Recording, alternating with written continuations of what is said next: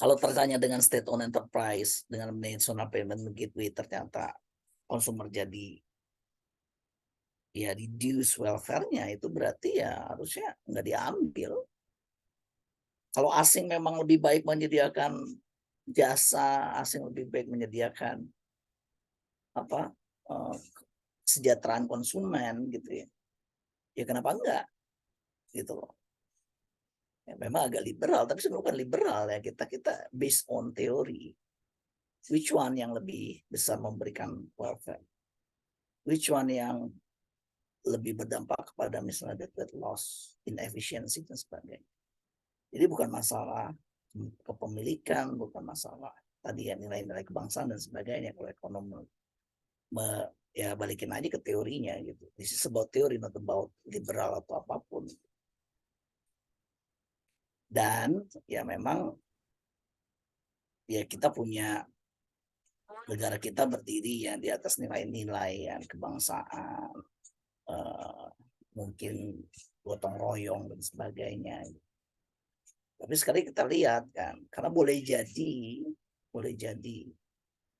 ketika udah ada pemberian interest atau pemberian privilege pada perusahaan-perusahaan yang boleh dibilang notabene gitu ya, misalnya mewakili negara.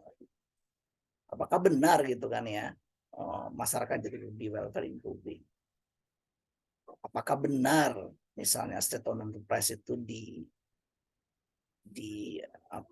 dijalankan, dioperasikan secara efisien gitu kan? Ya boleh jadi privilege yang diperoleh itu kemudian jadi ya namanya ada rent seekers dan sebagainya kan. Dan rent seeking enggak.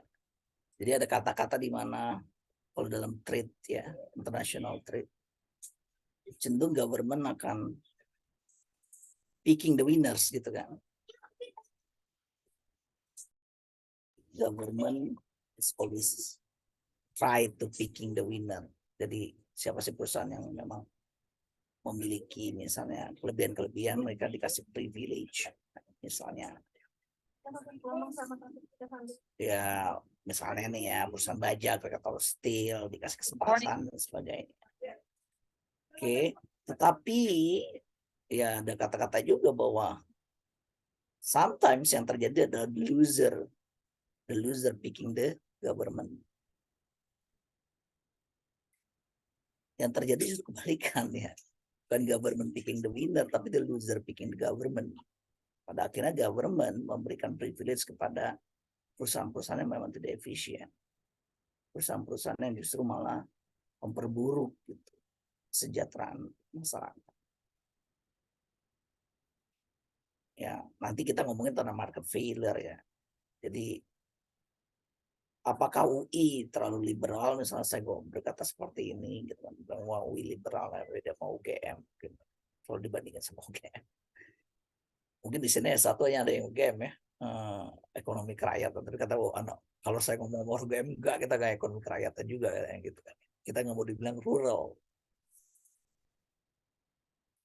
bahwa ya kita percaya dengan pasar. Kenapa gitu kan ya, ya karena pasar gitu ya pada kondisi tertentu memberikan efisiensi, memberikan pilihan kepada masyarakat, memaksimasi welfare. Tapi kita juga percaya di UI, kita percaya banget bahwa pasar itu tidak sempurna ya kan. Ada kalanya market itu fake. Apa yang disebut dengan market failure nanti kita bahas di pertemuan 17. Harusnya saya udah masuk 13, dia udah masuk. Saya agak terlambat, tapi nggak apa-apa lah. Kita slow juga nggak apa-apa kan. Di 3 pertemuan tuh nanti ada class activity, policy brief. Saya nggak tahu nih class activity ini orang per orang apa kelompok ya. Halo, dan tahu nggak? Policy brief ini orang per orang apa kelompok? Nggak tahu ya. Nggak tahu Pak. Saya mau nanya Pak Caika. Topik and outline. First draft, 3 pertemuan lagi. Sebelum baca Pak Caika. Oke, mungkin saya tanya dulu deh di grup dosen. Kayaknya orang per orang, tapi pertemuan 1, 2, 3 ini buat apa-apa satu orang itu. Nggak mungkin saya 30 orang saya bahas gitu loh dalam satu pertemuan, benar nggak sih? Tiap orang ditanya gitu kayaknya. Kalau di seminar proposal mungkin saya kayak gitu ya, cuma ada 12 orang. Saya brief dari introduction, kemudian dari literatur review, kemudian ke metodologi, gitu kan. Tapi kalau di sini ada 30 kan, nggak mungkin lah waktunya sempat, gitu kan. Terus class activity itu policy brief discussion first draft. Ada draft. Jadi saya kepikiran, nah jangan-jangan di kelompok. Kalau kelompok mungkin jadi 10 ya. Kalau 10 kan bisa dibagi lah, lebih waktunya lebih singkat lah kalau 10. Tapi nanti saya infoin ya. Intinya adalah pertemuan ketiga setelah mitas itu harusnya saya udah masuk ke markets for factor inputs. Tapi karena ya pertemuan pertama saya mau ngetes dulu ya kan. Coba ilmunya bener nggak gitu kan. Udah nggak apa-apa lah, udah agak slow. Kayaknya pertemuan terakhir tuh describing risk itu juga nggak terlalu, harusnya sih nggak terlalu banyak sih. Jadi mungkin ya saya masih pede lah ini bisa selesai. Oke ya, kita percaya sama market failure. Kita percaya bahwa pasar itu tidak sempurna. UI percaya loh, namanya juga ada MPKP. MPKP itu Magister Perencanaan Kebijakan Publik. Ya kan? Percaya kebijakan publik. Dalam arti kalau ada market failure, government intervene. Gitu kan. Pas, kalau ada market failure, ya pemerintah harus mengintervensi pasar. Percaya kita. Kita bukan liberal mati gitu loh, liberalnya. Pokoknya intinya pasar, government ya. Ya kan, tapi orang-orang yang sangat apa namanya market market ya mungkin boleh bilang market liberal gitu ya, market percaya dengan market banget gitu ya, kayak partainya Republik di US. Mereka bilang ya tentu ada ini ya aliran yang percaya dengan pasar sepenuh hati, ada yang aliran yang memang even di US ada aliran yang mengatakan bahwa enggak. Kenapa ada aliran yang agak garis keras dengan pasar? Kenapa? Karena ketika market failure, kemudian government intervene, kira-kira kenapa? Kira-kira argumennya apa? Kenapa mereka lebih memilih market failure? Udah biarin aja market failure, nggak usah ada government intervene, even dengan kondisi market. Ya, ada market fundamentalism kayaknya, fundamentalis pasar gitu. Kalau market bisa failure, kata dia, titik-titik government titik-titik apa? Intervensi. Ya government, enggak bukan itu. Ya kalau market failure kan government intervensi. Tapi dia bilang enggak, government jangan intervensi. Karena even market failure is the best katanya. Kalau market aja bisa failure, government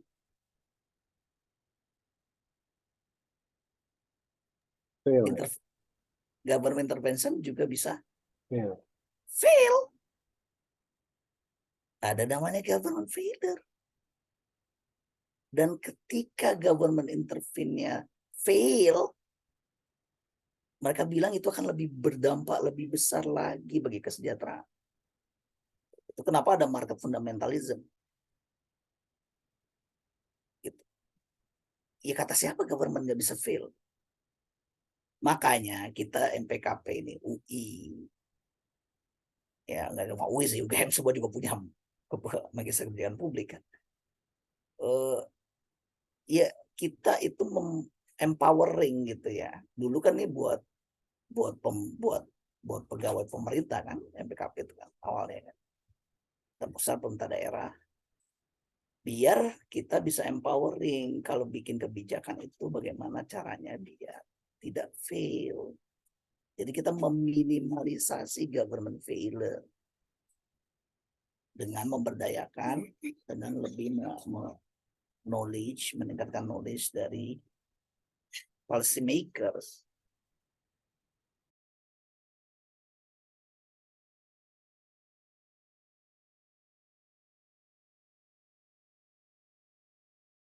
Tapi nanti ya kita bahas government kayak market failure. But please remind, Ya kalau dibilang we liberal ya enggak lah, kita based on teori aja, kita based on welfare. Which one is welfare? This one is more welfare improving. Ya dulu LPM pernah mengeluarkan ya analisis tentang National Payment Gateway, ya kan. Memang kan dulunya payment gateway kan dikuasai oleh perusahaan asing ya, Mastercard, Visa dan sebagainya, ada payment gateway. Ya kita menilai ini welfare improving atau enggak gitu, karena mereka pikir this is but nationalism dan sebagainya. Nationalism, kadang-kadang nasionalisme itu kan boleh jadi tadi adalah privilege yang diberikan kepada perusahaan tertentu, perusahaan switching nasional masuk di dalamnya. Apakah welfare improving atau enggak, itu aja dulu kan? Dan gimana kita meminimalisasi itu, meminimalisasi untuk terjadinya welfare yang berkurang.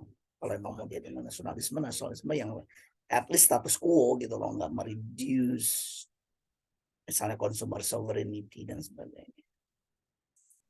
Ya waktu itu kita bilang ada kewajiban yang bahkan kita semua diwajibkan untuk memiliki kartu GPN. Bank bahkan harus diinduce untuk kita punya kartu GPN. Nah kalau kita udah punya kartu lah, terus buat kartu GPN-nya buat apa gitu? Emang penerbitan kartu itu nggak ada biayanya ya sih. Terus ngapain juga kita punya 2 kartu? Terus di mana consumer sovereignty dan sebagainya? Ya kita bilang ini desainnya nggak optimal. Kita kan beri solusi lah, dan kasih kritik doang kan, kasih solusi. Harusnya begini. Karena di negara lain GPN itu di bawah bank sentral atau di bawah pemerintah, dan satu aja perusahaannya, bukan integrasi dari perusahaan switching nasional. Oke, nanti ngalur ngidul, tapi nggak apa-apa kan, namanya MPKP kan. Ya, saya harus merelevansikan gitu ya, mikroekonomi ke dalam kebijakan baik bank sentral maupun pemerintah maupun OJK. Oke, sekarang saya lanjut ke, kalau nggak ada pertanyaan saya lanjut ke Bertrand ya. Pak, izin nanya Pak. Iya boleh. Tadi kan Bapak sempat singgung kalau sebenarnya dengan adanya persaingan itu sebenarnya baik. Namun berkaitan sama NPG tadi, National Payment Gateway, saat ini kan kebetulan di Bank Indonesia dia ngeluarin kebijakan untuk take over, justru dia bermain dalam payment gateway juga kan sekarang dengan adanya BIFAS. Nah kalau seperti itu indikasinya apa ya Pak? Kalau dari kacamata ini, dari kacamata kebijakan, apakah indikatornya si perusahaan switching nasional ini tidak tepat kebijakannya sampai negara turun tangan, atau justru ada prioritas lain yang dikedepankan? Mungkin itu sih Pak pertanyaannya. Iya, jadi kita tuh ada kayaknya 2018 ya LPM ngeluarin itu ya, studi 2018 2017 saya lupa. Jadi saya nggak update lagi ya tentang apa yang terjadi dengan itu. Jadi kalau mau tahu ya kita dipanggil BI lah intinya. Setelah itu keluar gitu, analisis hasil studi itu keluar, kita panggil BI.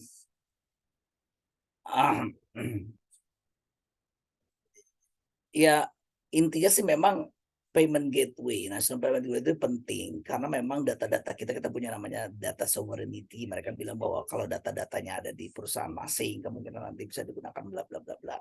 Bahkan US kadang-kadang kan bisa melakukan apapun ya. Misalnya Rusia itu punya payment gateway sendiri karena ketika ya kalau sekarang saat ini kan Mastercard dan sebagainya harus di jalur switchingnya tuh dipotong gitu. Bayangin aja tuh kacau banget kan kalau Rusia nggak punya switching sendiri. Jadi di Rusia itu ada gateway sendiri, Rusia nasional, tapi itu di bawah pemerintah gitu. Pemerintah yang punya, bukan perusahaan swastanya gitu. Jadi itu penting memang dengan data sovereignty. Kalau nanti terjadi misalnya kita mau disanksi sama US, kita nggak bisa, kan Mastercard sama Visa kan US kan, US base yang bisa kita nggak bisa transaksi, bayangin aja. Rusia lagi coba ya, makanya Rusia punya sendiri gitu switchingnya, ya kan. Singapura punya, dan hampir semua itu nggak ada yang switching dari perusahaan swasta sebenarnya. Tapi saya nggak tahu ya sekarang ya, karena 5 tahun saya udah ngikutin apa yang terjadi dengan BIFAS dan sebagainya. Tapi waktu itu ya kita argue kayak gitu sih. Dan perusahaan switching kita waktu itu ada 4 ya waktu itu ya. Dengan teknologi yang berbeda-beda. Jadi ada yang advance, ada yang kurang advance.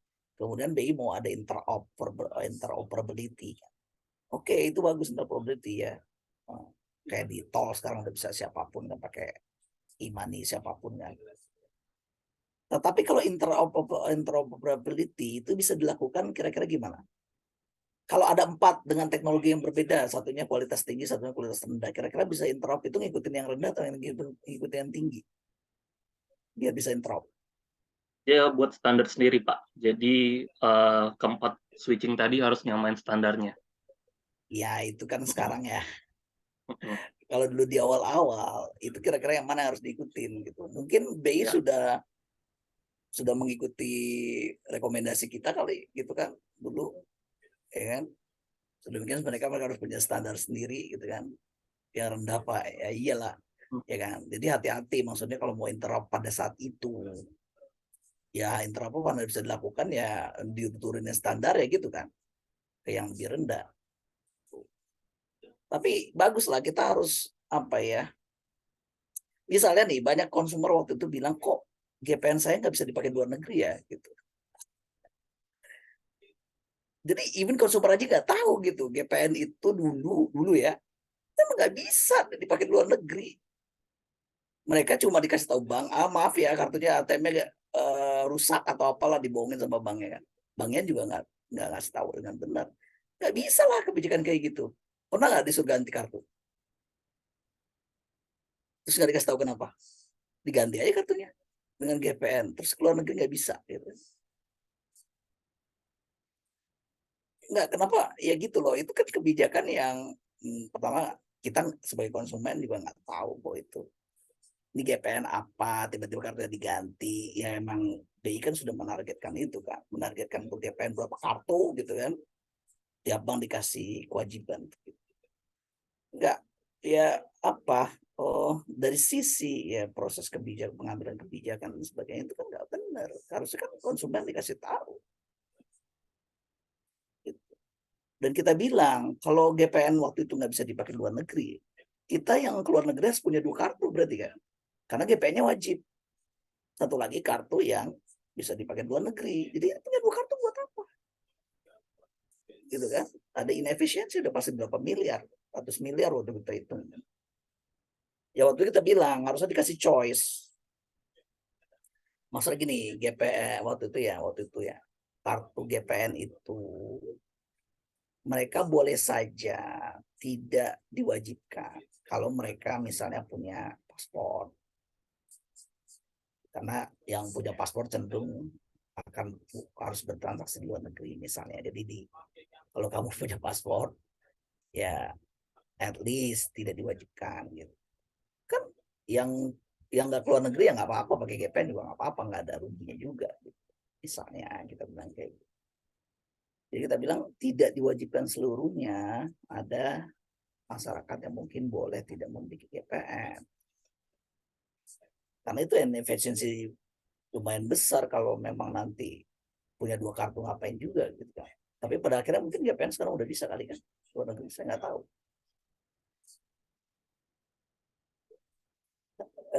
Gitu bagus ya pertanyaannya ya, maksudnya ya ini gara-gara begini saya jadi agak lambat kan menerangkan apa nih sesuai dengan silabus.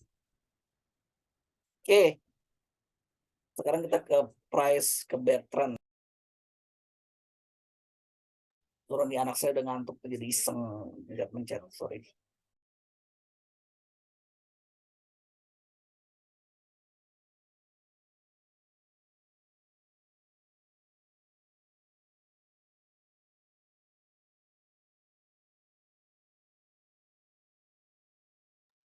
Udah di sini belum? Udah di whiteboard? Halo? Udah, Pak. Udah.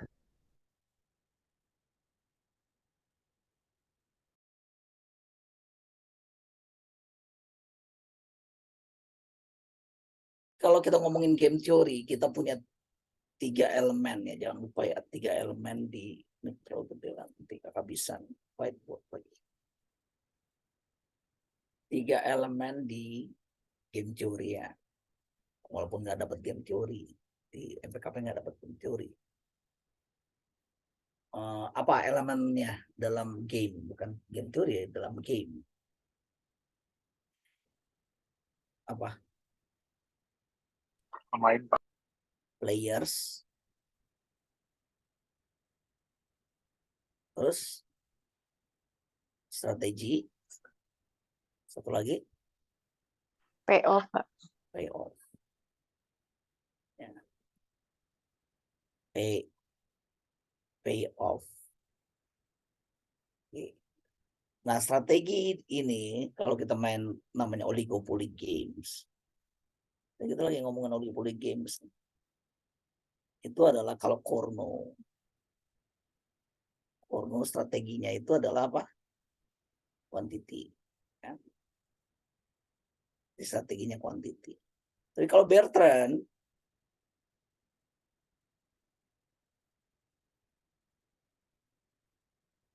dia bukan artis ya Bertrand ya. Dia price strateginya. Makanya kalau dicontoh di buku kita punya namanya, dan ini adalah kasus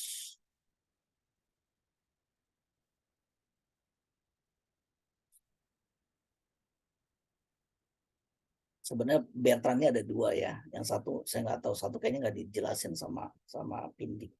Perlu apa enggak ya? Perlu saya jelasin ya. Jadi Bertrand itu sebenarnya ada 2.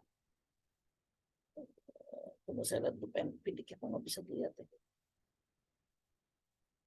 Nggak bisa dibuka.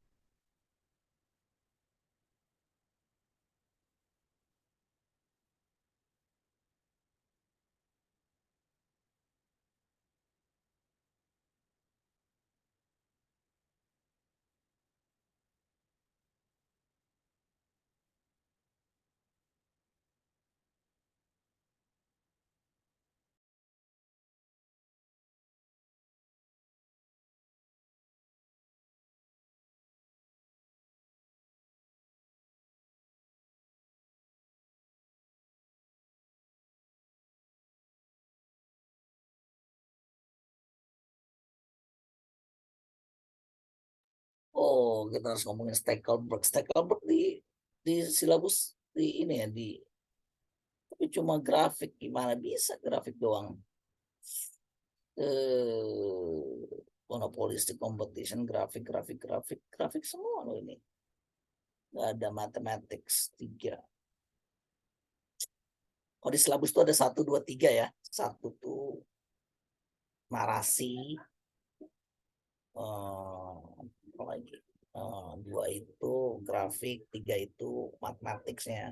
Tapi jelasin Stackelberg ini kalau tanpa matematik itu gimana ya? Oke, ini kan udah ya, ini Korno. Kemudian kita akan ngomongin di sini adalah Stackelberg, tapi nanti Stackelberg. Karena kalau di game theory Stackelberg itu dynamic game, bukan static game. Sebenarnya ya harus dijelasin dulu dynamic game-nya.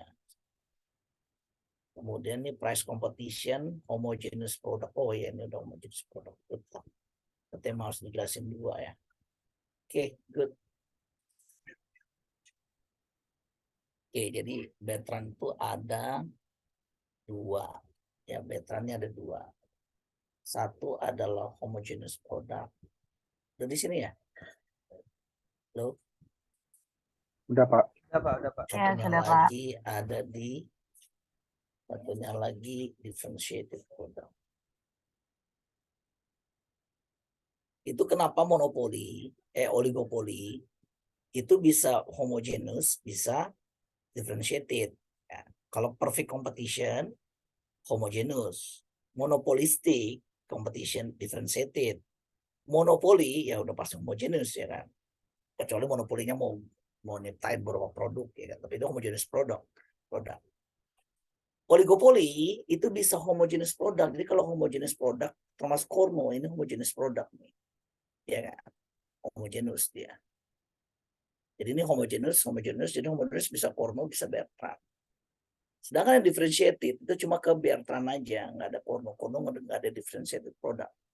Ya kan? Differentiated product means nanti kita punya harganya beda P1 dan P2 ya, kayak monopolistik. Ya, differentiated product. Nah, sekarang kita mau ngomongin yang kasus pertama, homogeneous product.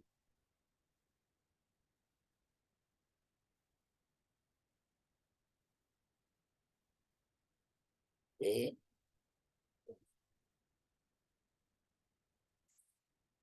Kenapa sih saya nggak bisa buka?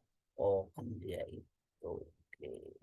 Kita ngikutin contoh di buku aja di halaman 478. Oke. Sebenarnya sama aja 478.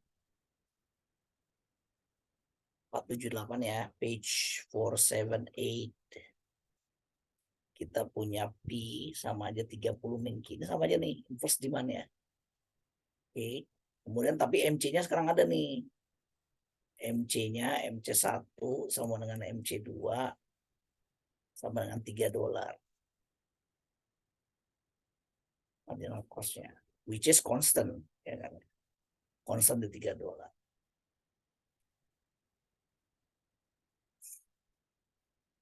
Pertanyaannya, kalau ada, ya kan kita assume kemarin kan assume juga apa? Ada two firms ya, dua firms. Oke, asumsinya dua firms. Kemudian homogeneous product, ini ada inverse demand-nya. Ini MC-nya sebenarnya asumsinya ada 3 ya, 1, 2, 3. Two firms. Nah, cuma di sini kita harus ngomongin bahwa if P1 lebih ya pakai P1 juga ini ya. Price. Iya ya. Tapi ini sebenarnya homogeneous produk, tapi terdapat di price-nya bisa aja berbeda kan. If price 1 lebih kecil daripada P2, maka all market akan diambil oleh siapa? Diambil perusahaan 1. Oke. Kalau kalau P2 lebih kecil. Kalau P1 sama dengan P2 market dibagi 2. Oke. Q akan dibagi 2. Jadi kalau harganya sama mereka bagi 2. Oke, kalau P2 lebih ke P1 ya perusahaan 2 yang akan ambil semua pasar. Jadi misalnya ada tukang gorengan lah ya. Agak dampingan mungkin sekitar beda 100 meter. Ya kalau yang tukang gorengan satu harganya 500, yang lain 700 ya semua pada pergi yang 500. Oke. Kemudian sebenarnya ini bebas dibilang kita punya asumsi no capacity constraint harusnya yang tambahin, tapi ya nggak usah terlalu detail. Oke. Nah pertanyaannya, Nash equilibriumnya di mana kalau kayak gini? Pada akhirnya harga yang diset oleh dua perusahaan ini seperti apa? Kira-kira.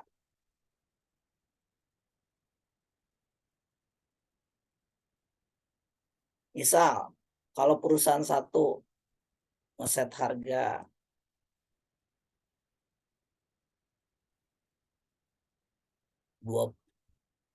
mungkin $28. Kira-kira perusahaan 2 akan ngeset harga berapa?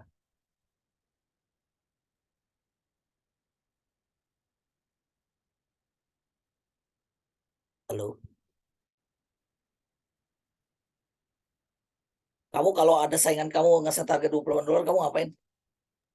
Di bawah $28 Ya, oke atau lah. sama dengan Sama dengan ya di bawah lah, lebih Jadi kan 27,5, 27,9 berapa gitu ya. Tapi kita enggak lah. Kita maunya diskret aja 27. Nah kalau dia 27 dia akan turunin harga lagi enggak? Perusahaan satu. Ya akan 26 gitu kan? Akan 25, ya enggak? Terus aja ke bawah ya. Nah kira-kira equilibriumnya di mana nih? Berhentinya di mana? Saat marginal cost, Pak. Kenapa nggak di bawah marginal cost? Rugi, Pak. Oke, good. Jadi ini ada $3 kan marginal cost-nya. Jadi nggak mungkin equilibrium itu kalau harganya beda. Kenapa? Ya kalau harganya beda pasti ada yang mau lebih rendah. Ya. Dan nggak mungkin equilibrium di atas marginal cost. Oke, mungkin mereka ada tiba-tiba di 5 mereka sama nih. Apa yang terjadi? Ini bakal jadi keseimbangan nggak equilibrium nggak nih?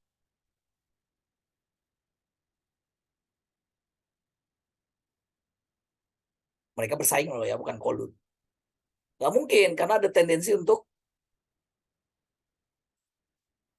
ya menurunkan harga kan. Ya ngapain saja $5, saya turunin lah $4,4 gitu kan. Ini nggak bakal equilibrium. Karena dia punya tendensi nurunin lagi. Ya, ini akan turunin lagi jadi $4 lagi kan. Nah berhenti di $3. Nah ini sebenarnya equilibrium menjadi P1 akan sama dengan P2 akan sama dengan MC. Equilibrium, this is also called Nash equilibrium atau Bertrand.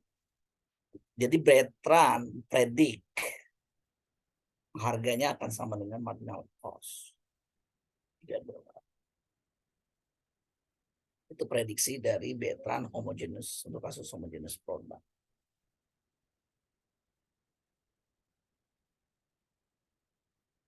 Ada pertanyaan? Kenapa nggak $2 harganya? Ya rugi, nggak mungkin dia. Rugi. Mungkin $2. Jadi kalau harganya beda nggak mungkin, harganya sama di atas marginal cost nggak mungkin, maka equilibrium akan berada dengan di ketika harganya sama dan di set sebesar MC. Ingat nih marginal cost-nya constant ya, harusnya sebesar AC sih. Ada yang aneh nggak di sini? Apa yang aneh dengan prediksi Bertrand ini? Pertanyaan saya, ada yang aneh?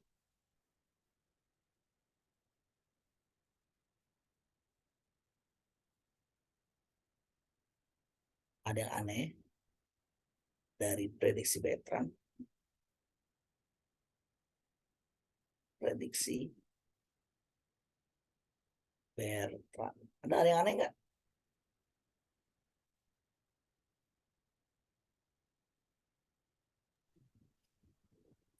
Itu MC-nya dua perusahaan pasti sama, Pak.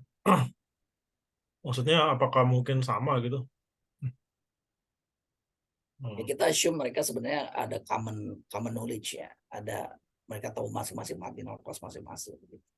Dan marginal cost-nya sama emang kita assume sama. Yang aneh itu adalah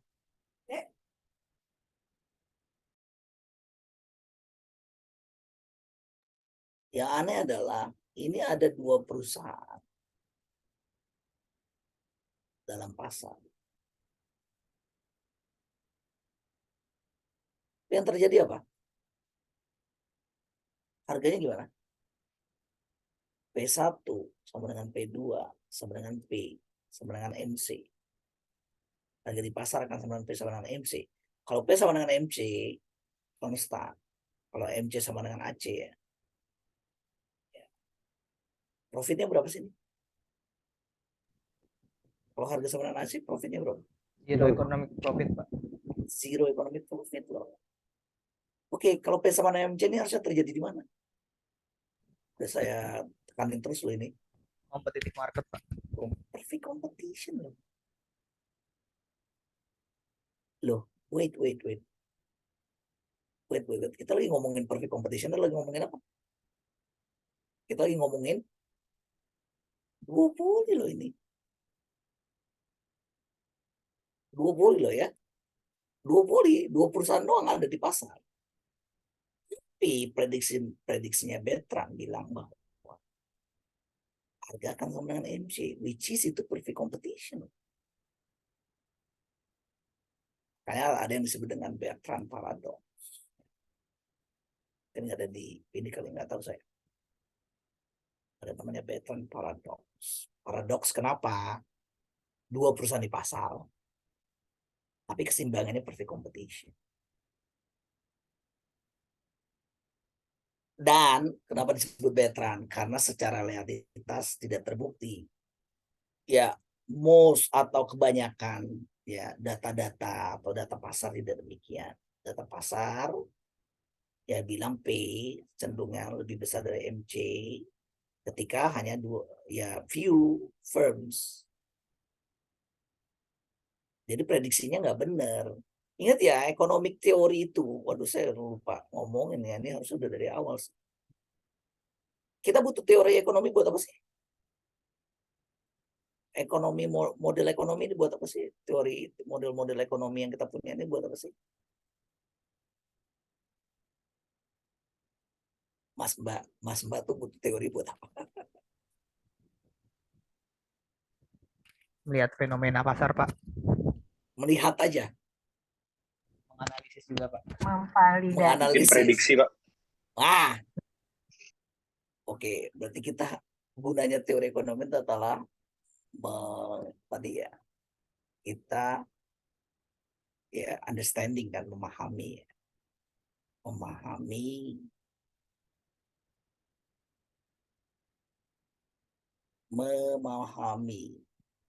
fenomena pasar.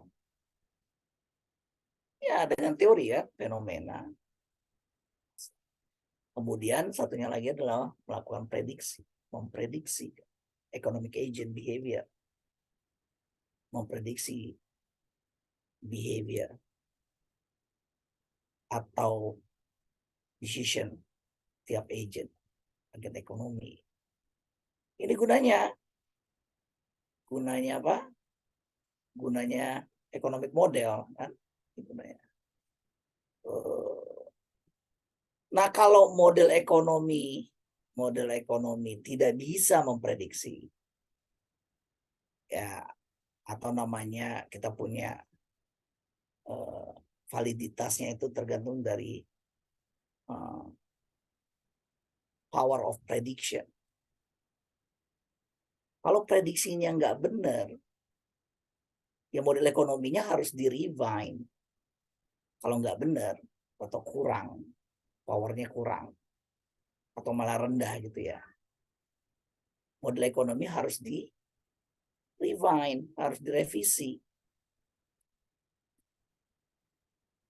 Jadi prediksi Bertrand itu nggak sesuai dengan pasar. No. This is Bertrand paradox. Karena seringnya kalau ada 2 perusahaan, seringnya harga pada akhirnya di-set lebih besar daripada MC. Tidak M sampai sama dengan MC. Gitu. Makanya kemudian ada namanya, mungkin ada permasalahan dengan Bertrand, model Bertrand ini. Ya kan? Mungkin bagaimana kita bisa menerangkan Bertrand paradox ini. Salah satunya sebenarnya ya akhirnya mungkin bukan price competition tapi quantity competitionnya kita beli lagi di Korno. Kalau di Korno kan price lebih besar daripada MC kan. Setuju nggak? Di Korno kita dapat price lebih besar daripada MC. Jadi profitnya nggak nol. Setuju? Coba aja dilihat. Ya kan? P-nya lebih besar daripada MC. Waktu MC-nya nol kan, P-nya positif. Mungkin aja nggak. Oke, mungkin aja salah satu analisisnya cara menjelaskan Bertrand paradox adalah mungkinnya mereka nggak price competition. Itu satu. Jadi mungkin Korno. Kedua, mungkin aja mereka nggak homogeneous product, tapi mereka mungkin aja differentiated product. Jadi how to explain Bertrand paradox? Ya pertama mungkin aja Korno atau quantity competition. Yang kedua product differentiation.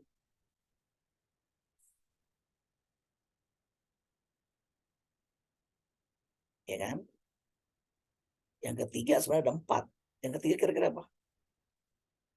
Apa yang disebut dengan capacity constraint, makanya ini penting.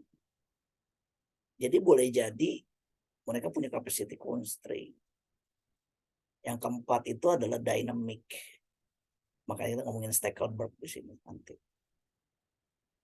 Kalau ini kan one shot ya. Jadi ini 4 keterangan explaining Bertrand paradox.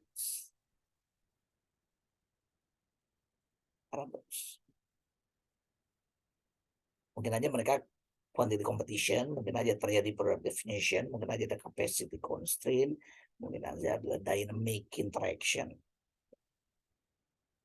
Which is ini adalah Stackelberg.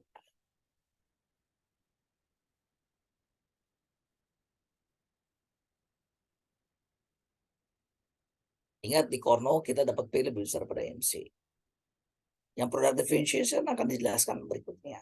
Capacity constraint saya nggak mau jelasin sih. Karena emang nggak perlu dijelasin. Di Phoenix juga dijelasin kan. Intinya adalah capacity constraint. P sama dengan MC itu kan kita harus ya perusahaan tuh bisa memproduksi berapapun P sama dengan MC nanti Q-nya berapa bisa. Padahal kan belum tentu bisa kan. Anggap pasarnya ada 10 juta unit gitu. Apa yakin ada ya 10 juta akan bisa diproduksi oleh satu perusahaan kan nggak juga kan. Terus ada capacity constraint ini yang pada akhirnya berhenti di P lebih besar daripada MC sebelum P sama dengan MC. Karena Q-nya terbatas. Sedemikian sehingga P-nya jadi nggak sama dengan MC. Nah sekarang saya mau jelasin product differentiation. Jadi lihat di buku itu kita punya Bertrand, satu lagi ada nomor 2 product differentiation.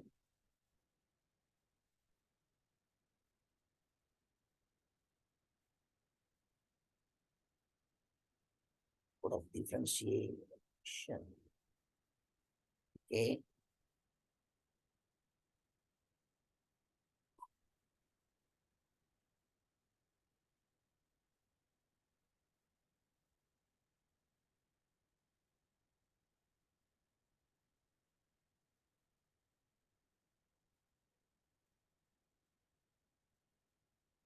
Kalau di buku sebutnya differentiated product, bukan product differentiated product. Jadi price competition with differentiated product. Itu halaman 479.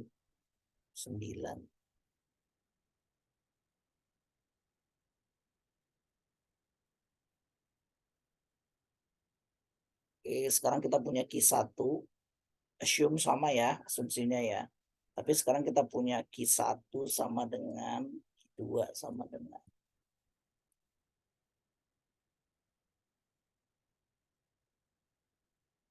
12 min 2P1 plus P2. 12 min 2P1 plus P2. 12 min 2P2 plus P1. Oke. Kalau persamaan kayak gini, nih, ini benar sih ini positif, ini negatif, ini positif. Artinya apa? Negatif, ini positif. Artinya apa sih negatif tuh?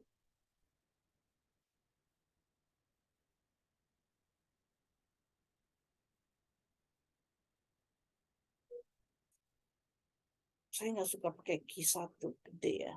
Ini lebih baik Q1-nya kecil aja.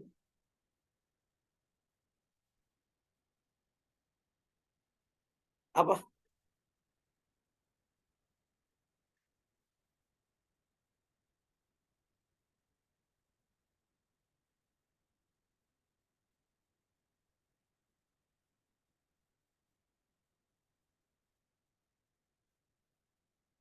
Halo. Berlawanan ya Pak? Ya hubungannya memang negatif dengan harga P1 kan. Downward sloping kan demand dengan harga. Benar nggak nih? Dengan Q1 dengan P1 kalau harga P1 naik, Q-nya C1 akan ya kalau P1 ya akan turun dan negatif, benar kan? Iya. Karena slope-nya negatif demand tuh. Tapi kenapa positif terhadap P2? Ini artinya apa sih kalau P2 positif? Kalau harga P2 Harga naik, P2 naik. Hah? Kalau harga P2 naik, demand demand Q1 akan naik juga. artinya apa? Pindah harapannya. Oke, pindah. Kenapa pindah? Karena ini artinya positifnya artinya adalah substitute produk. Jadi Q1 dan Q2 itu substitusi. Oke. Ya barangnya substitusi makanya dia positif. Kalau komplement dia negatif. Juga sama minus 2P1 minus P2. Ini positif berarti substitusi. Oke. Ya kalau harga barang P2 naik, ya dia akan pindah, nggak akan konsum Q2, Q1-nya akan naik jadinya di sini. Kalau P2-nya naik, Q1 akan naik. Itu berarti substitusi. Anda kalau ya harga substitusi itu apa ya? Ya misalnya iPhone sama Samsung gitu ya. Walaupun enggak ini juga ya nggak substitusi juga ya. Kalau harga iPhone-nya naik, ya Anda pindah ke Samsung. Ya.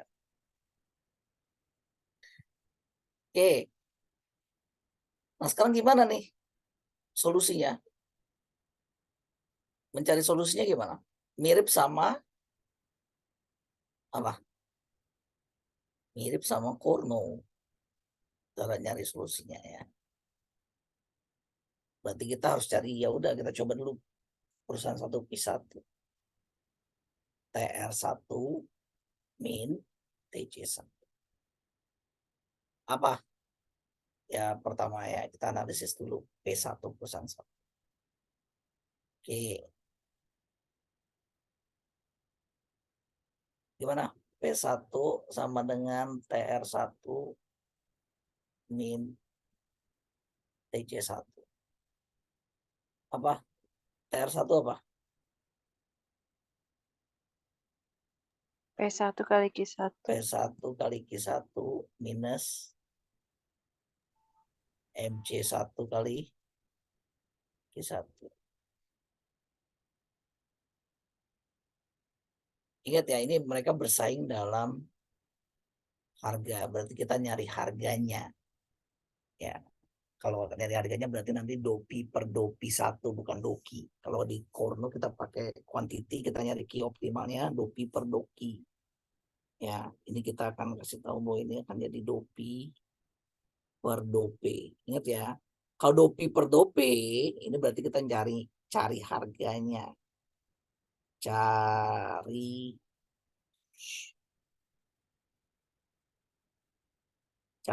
harga. Kalau kita nurunin profit terhadap P, berarti yang dicari adalah harga. Kalau kita cari dopi per doki, yang dicari adalah berarti kuantitas. Kuantitas maksimumnya berapa? Oke. Berarti kita punya P1 sama dengan P1. Q1-nya apa tadi? Panjang banget Pak, tadi Q1-nya. 12 12 minus 2P1 tambah 2P1 P2. plus P2 minus 3. Aduh, panjang juga ini ya.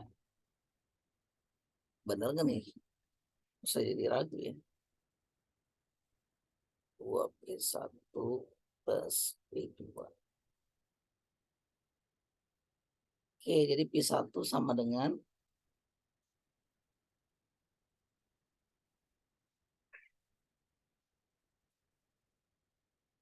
jadi agak ragu ya. 12P1 minus 2P1 kuadrat plus P1 P2 minus 36 ya.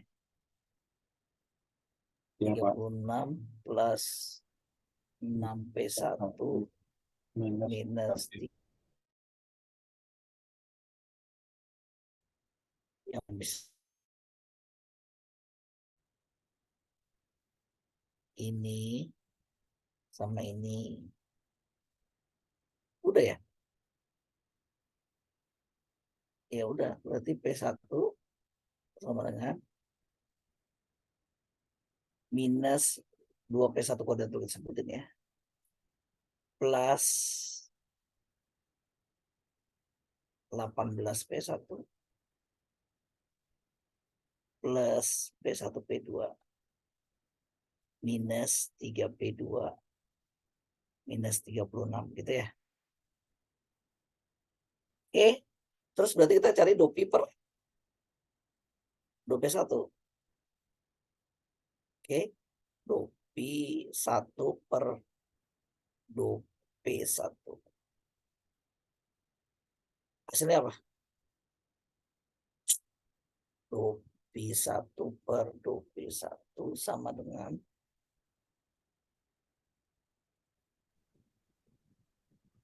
minus 4P1 plus apa? Plus 18 P1 plus ada bisa difoto terus plus 18 terus Plus P2. P2 udah. plus P2 minus 3 gitu ya. Enggak ada yang 3P2 tetap plus P2 Udah, Pak. ini hilang ya. Oh ya, ini hilang. Oke, ini hilang juga ya. Oke, sip, benar. Sama dengan 0. Berarti P1 sama dengan 18 plus P2 bagi 4. Kok jelek angkanya ya? Saya nggak suka nih angkanya. Salah kayaknya. Kalau di buku 12, Pak, bukan 18. Aneh karena minusnya Kalau lu di buku- minus nih. Ini minus nih. Kalau di Minus 6. buku total cost-nya fix Pak 20, nggak pakai MC sama dengan 3 lagi. Hah? Kalau Kok di buku bisa? total cost-nya di assume. Lah tadi kan kita 3 Udah. katanya. Udah beda Pak, yang tadi 3 tuh kayaknya yang ngomongin yang homogeneous produk. Waduh. Kita jadi Masa ribet. kayak gitu? Masa soalnya jadi beda? Harusnya enggak dong. Ya nggak sih? Ininya beda ya? Langsung 20 gitu ya? Betul. Total cost sudah. Iya, fix cost 20, para 20% mau gini. Oh jadi langsung aja fix cost dia bilang. Betul. Kalau di Aduh. Saya nggak suka sih.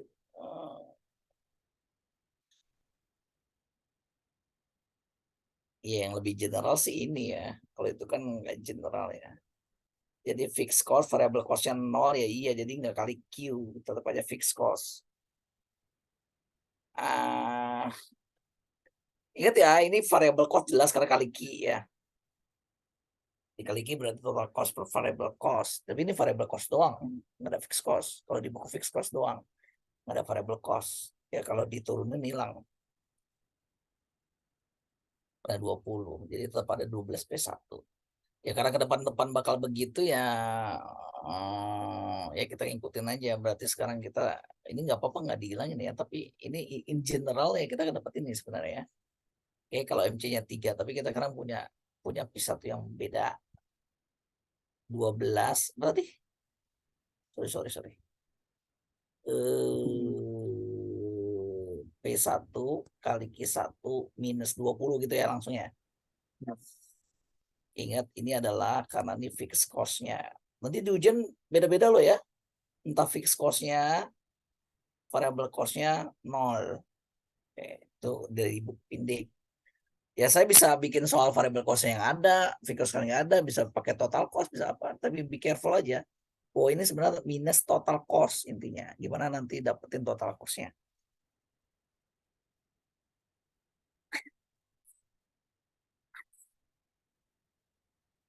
Oke, kalau begini ya kita cuma main di P1 aja nih berarti. P1 adalah 12 minus 2P1 plus P2 minus 20. P1 sama dengan 12P1 minus 2P1 kuadrat plus P2. P1 P2 minus 20. Oke. Ini langsung aja lah. 2P1/2P1. 12 minus 4P1 plus P2 sama dengan 0. Oke. Berarti P1 sama dengan 12 plus P2 dibagi 4. Atau 3 plus P2 per 4. Ada yang tahu ini apa? 2P1/2P1. Turunan pertama apa? Base response-nya. This is best response from 1 fungsi dari P2. Ya kan? Ini fungsi P2 nih. Ya, fungsi P2. Best response perusahaan pertama terhadap strategi atau action dari perusahaan, harga yang ditetapkan strategi dari perusahaan 2. Oke, jadi kita udah punya 13 plus P2 per 4. Karena simetrik, ya belum tentu simetrik nanti di soal ujian kan. Simetrik, alasannya simetrik. Ya, saya nggak perlu nurunin lagi maksudnya. Ya udah, berarti kalau P1-nya sama dengan base responnya 3 plus P2 per 4, maka kita akan punya P2 sama dengan 3 plus P1 per 4. Kita akan punya base response di sini, ini adalah P1, ini sekarang P2. Kalau di Korno ini quantity, ya, please remind ya. Nah, gambarnya gimana nih? Gambar untuk yang ini, yang hijau. Saya kasih hijau yang untuk perusahaan pertama ya. Dulu saya kasih apa sih? Merah ya. Perusahaan pertama. Oke, ini gambar itu gimana tuh? 3 plus P2 per 4 tuh gimana gambarnya? Kalau P2-nya 0, dia 3 berarti. Berarti dia ada di sini. Anggap aja ini 3 ya. Kemudian P2 per 4. Slope-nya P1 per P2 ya. Slope-nya yang mana ya? Slope-nya sebelah sana berarti. 1/4. Berarti agak begini ya. Slope-nya justru yang ini nih. Ini slope-nya nih, 1/4-nya. Bukan di sini slope-nya. Sebelah sini kan. Karena P1 per 4 di sini. Oke, ya udahlah, terima aja dulu ya. Nah, kalau yang biru, ini best response untuk perusahaan 2.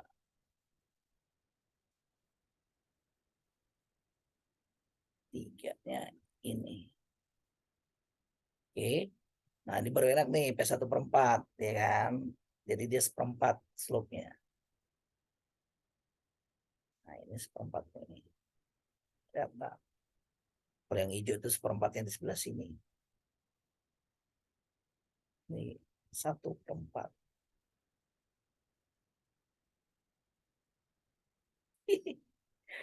Bapak nulis apa sih, Pak? Saya sengaja biar pada fokus. Kalau direkam kemudian tulisan saya bagus, udah. Ya aja lah belajarnya. Oke. Nggak usah diperhatiin Pak Cekal mah. Ini BR2 ya. Ini best response perusahaan pertama. Nah, equilibriumnya ada di mana?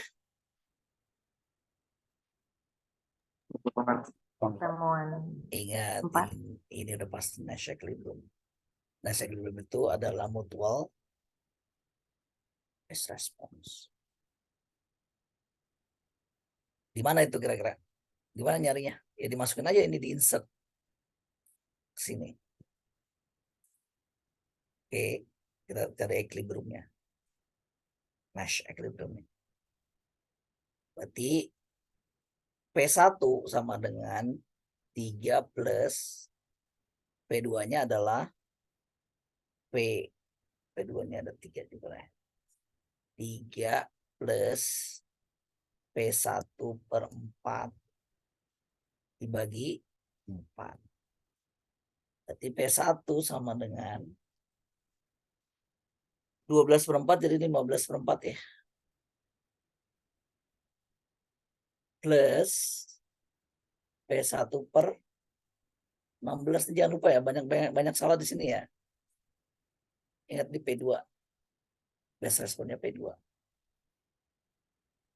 Tapi bagi 4-nya jangan lupa. P1 per 4 dibagi 4 lagi. Sering lupa kadang-kadang. Berarti ini apa, 15 per 16 P1 sama dengan 15 per 4. P1 sama dengan 4. 4 ya? Serius. P2 juga akan sama dengan 4 ya. Oh, sama. Oke, berarti kita dapat di sini 4 nih.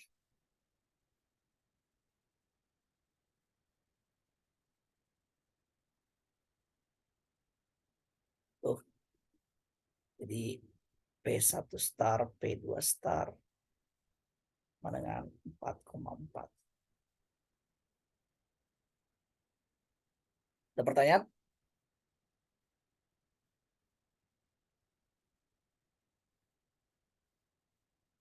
Ada pertanyaan?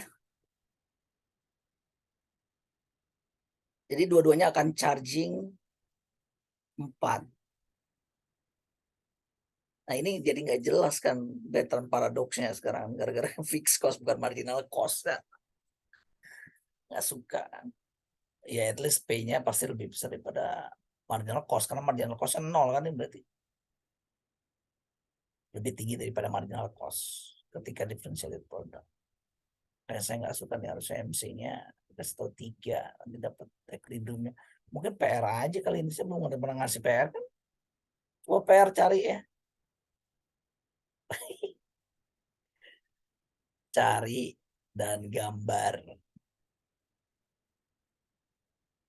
Nah, itu aja. Bertrand equilibriumnya. Nash equilibrium. Oke, ini kasus ini diterusin buat PR. Kumpulnya hari Selasa dong ya. Bisa? Jam 19 di Emas 2.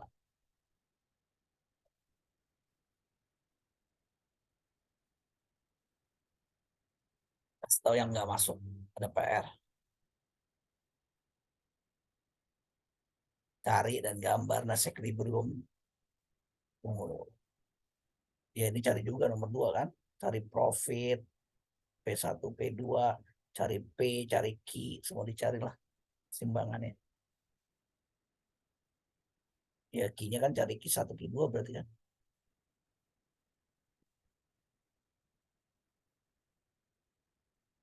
Itu PR-nya.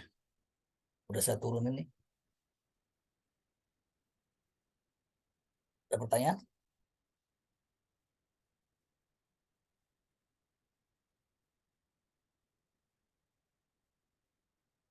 Nggak clear. Clear atau makin nggak clear? Atau saking bingungnya atau bingung mau nanya apa?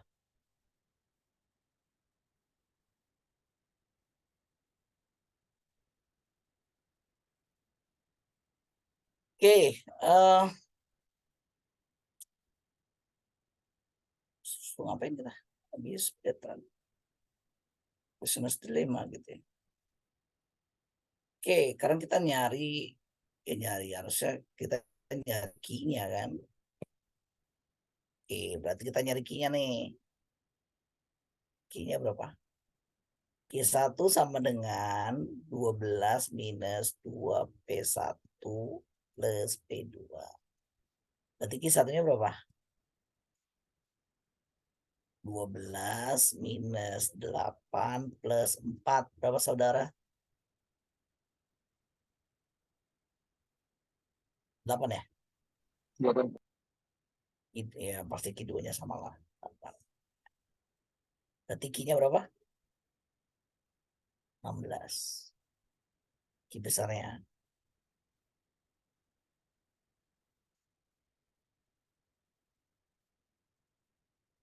Oke, kemudian profitnya tolong dicari sendiri ya. Profitnya, profit P1, P2. Oke, coba ya cari profitnya. Profitnya P1 sama dengan P1 kali Q1 minus hanya fixed cost doang katanya 4 dikali 4 4 kali 8 ya kurang 20 berarti 12. Berarti P2 juga sama dengan 12 sama kan simetrik ya. Tapi ujian belum tentu simetrik ya. Bisa aja total cost-nya beda, bisa aja marginal cost-nya beda. Oke, berarti profit masing-masingnya 12, harganya 4.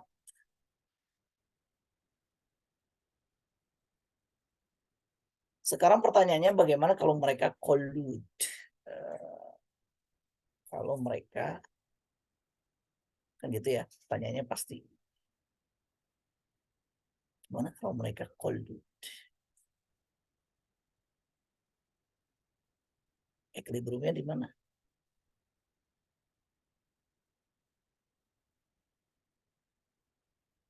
Kira-kira gimana kalau mereka collude?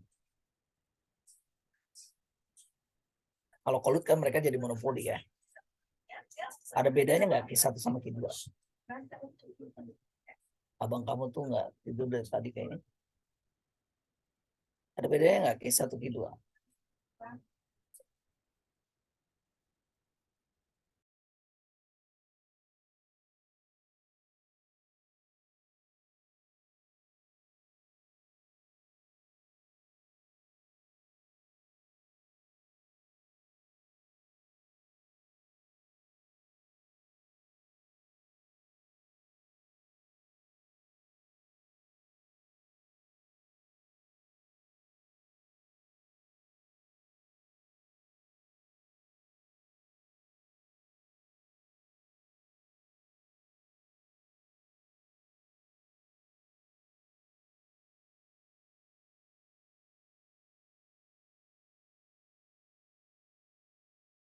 Lalu gimana kalau mereka collude?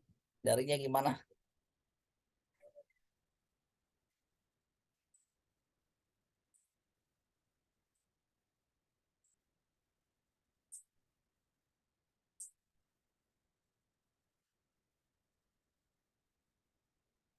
Gimana ya Pak nyarinya kalau mereka collude ya?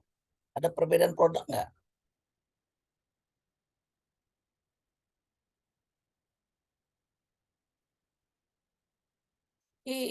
Saya tebak-tebak dulu ya.